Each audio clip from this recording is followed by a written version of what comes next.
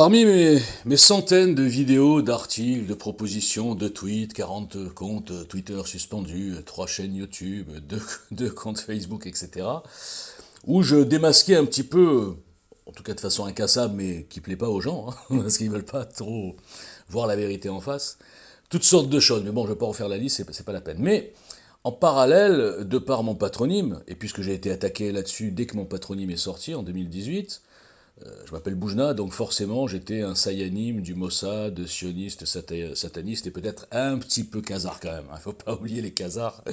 Enfin voilà, quoi, donc j'étais un infiltré, on m'a même traité de pute sioniste qui a infiltré la Maison France. Extraordinaire, hein. Bon. Eh bien, j'ai pris ce dossier à bras-le-corps. Et j'ai commencé à m'amuser avec toute cette engeance de charlatans qui se prennent pour des résistants juste sur un seul critère. Antisémite ou pas? Pro-palestinien ou pas? Anti-sioniste et anti-Israël ou pas? C'est tout. C'est tout. En fait, en France, aujourd'hui, j'ai parlé de ça souvent dans des face-cam où je parlais de la nullité totale de la dissidence. Je ne vais pas refaire le panorama, mais juste sur cette partie de la dissidence. Et donc, c'est hallucinant. Aujourd'hui, le top de la subversion en France, c'est de combattre la communauté dite organisée. Communauté qui, je vous rappelle, est équivalente à 0,4% de la population française et qui vote moitié à droite, moitié à gauche. Donc c'est étonnant pour une communauté organisée. Moi j'en connais une autre de communauté qui vote à 90% à gauche. Hein. Je vais suivre mon regard. Et ils sont pas 0,5%, ils sont presque 20%. Bon, mais c'est pas pour faire des parallèles, juste pour rigoler. Donc là, toute cette introduction pour vous dire, je vais réagir sur la teshuva, hein, c'est comme ça qu'on dit, hein, il paraît, la teshuva de Dieudonné. Bon. Alors moi, Dieudonné, j'en pense rien. Voilà, je pense qu'il a du talent, mais qu'il a, plus que le talent, il a cette espèce de goût de l'argent qui a finalement, qui commence à sortir. Hein. Il y a quand même des gens qui commencent à comprendre. Il a trouvé un marché porteur extraordinaire, puisque quand même, souvenons-nous que le fameux Dieudonné, il a commencé sa carrière politique en allant combattre les soi-disant racistes de l'extrême droite fasciste nazi Jean-Marie Le Pen et le Rassemblement National. Ensuite, il a rencontré Jean-Marie Le Pen, ils ont dû déjeuner ensemble, ils ont dit mais pourquoi on se dispute tous les deux? On a quand même un point commun, il faut se débarrasser des Juifs. Donc d'un coup, il est devenu super pote avec le Rassemblement National de l'époque, hein, qui a beaucoup changé quand même. Et il s'est dit, ben voilà, c'est vachement mieux, pourquoi je vais m'en prendre au Rassemblement National, il y a beaucoup de monde, bon, je ne peux pas m'en prendre aux musulmans, aux arabes, parce qu'il y a beaucoup de monde, et puis en plus, eux, ils rigolent pas. Donc, ben voilà, les Juifs, c'est super. Qu'est-ce que je risque? Alors, on va me dire, oui, il a risqué sa carrière parce qu'il contrôle tout. Ben, c'est-à-dire qu'à un moment donné, quand on fait des appels à la haine auprès d'un public large, ben, c'est un petit peu normal qu'on essaye de vous éteindre un peu. Hein, voilà. Donc c'est juste ça. Je pense que s'il faisait pareil sur les Arabes, il aurait eu le même traitement, hein, contrairement à ce que peuvent croire les gens. Puisque moi je vois des gens qui sont condamnés par la justice à payer des amendes parce qu'un jour ils ont dit 80% des dealers sont arabes ou noirs. Hein, il n'a jamais dit 80% des noirs et des arabes sont dealers. Vous voyez, bon, donc je pense que attaquer une communauté, la communauté juive ou la communauté musulmane, c'est pareil, hein, en vérité. Et puis en fait, vous remarquerez qu'il y a beaucoup moins qui attaquent frontalement, comme ces crasseux le font avec les juifs. Il y a beaucoup moins de gens qui osent attaquer frontalement la communauté musulmane. Et les Arabes en pointant du doigt et tout, parce que là, je répète, c'est dangereux. Hein. Il y a quand même des petits égorgements, il y a des petites menaces, il y a des petites fatwas, il y a plein de choses là. Et, ouais. Et puis les gens, ils sont nerveux, quoi. Hein, c'est pas comme les Juifs. On n'a jamais vu des Juifs aller lyncher un type parce qu'il a dit mort aux Juifs. Hein. Par contre, si, amusez-vous à dire mort aux Blacks, mort aux Noirs, mort aux Arabes, mort à qui vous voulez là dans le métro, vous allez comprendre votre douleur. Hein. Par contre, mort aux Juifs, personne bougera. Bon. Alors pour revenir sur Dieudonné, moi, ce qui me fait rigoler, au-delà de Dieudonné, après tout, il a raison de profiter de la bêtise des moutons, eh bien, ce qui me fait rire, c'est les deux, là. Avec son comparse Soral, ils sont en train de se disputer pour savoir qui est le vrai résistant. Et le vrai résistant, quand je vois le public, les réactions des gens, mais c'est hallucinant. Ils se sentent trahis, ils se sentent complètement trahis par Dieudonné, mais ils n'ont pas compris qu'ils sont bien sûr trahis, mais pas par le côté où ils pensent.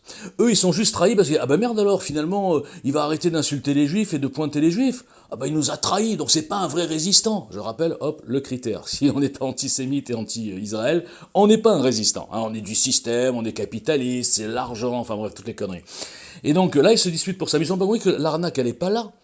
L'arnaque, Germain Gueff l'a très bien expliqué. Je remettrai en dessous là, son explication. Et c'est moi ce que j'avais deviné depuis longtemps, mais bon, moi je n'étais pas informé. Lui, il l'est. Mais ce sont des marionnettes des francs-maçons, ces gens-là. Et Soral, pareil. Soral, pareil, c'est ça que les gens comprennent pas.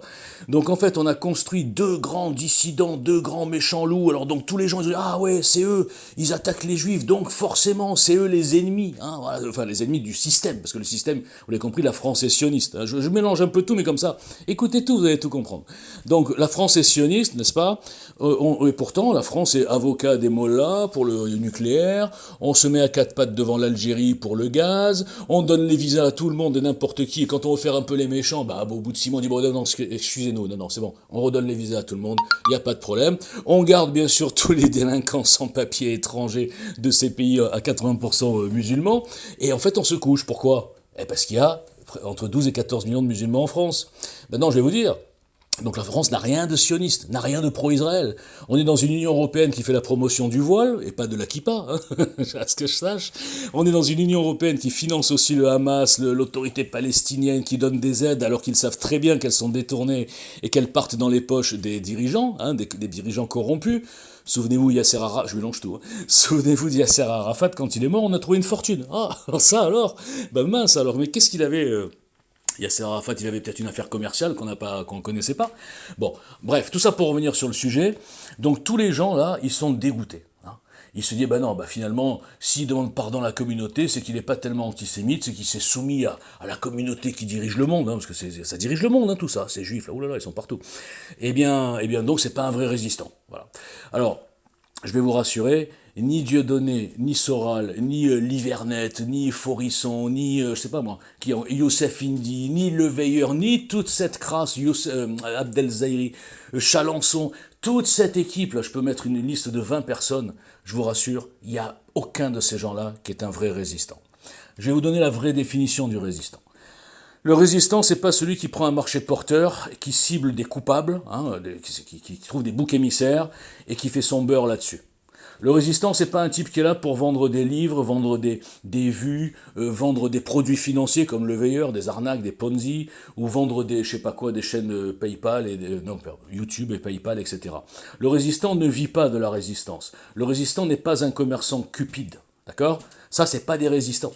Ça, c'est des gens que le système a mis en place pour certains et d'autres qui sont involontairement mis en place, mais ils ne le savent pas, pour justement donner une impression de liberté d'expression. Vous avez vu, il y a la résistance, regardez, mais il y a quand même des gens, machin. Et puis regardez, vous avez la preuve, Soral, le pauvre, il est persécuté. Moi j'ai entendu dire, je suis persécuté, cette espèce de tâche, là. Alors que tous ces comptes Twitter, Égalité Réconciliation, ils sont là, son site internet est là, partout il est dans les vidéos, etc. Ces sbires diffusent ces facecams hallucinants partout. Donc il est moins suspendu et censuré que Walter Boujna, moi-même, avec un mouvement citoyen purement politique et qui s'occupe pas de toutes ces conneries. Voilà. Donc si vous voulez voir des vrais résistants, cherchez des gens qui proposent, hein, et qui peuvent vraiment casser le système avec une proposition qui pourrait rassembler. Ces gens-là sont incapables ni d'écrire un programme, ni de faire un budget, ni même de réfléchir à des vraies modifications démocratiques, de voler de la justice, etc. Ils sont capables de rien. Juste à alimenter la haine de tocards incultes qui ne comprennent rien et qui les suivent comme des idoles. Voilà.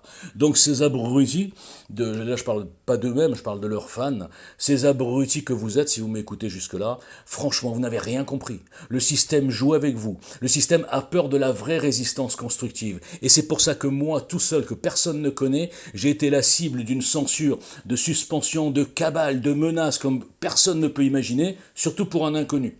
Alors les gars, mûrissez. Je vous mets le lien, allez voir EJL, vous comprendrez ce que c'est la vraie résistance constructive.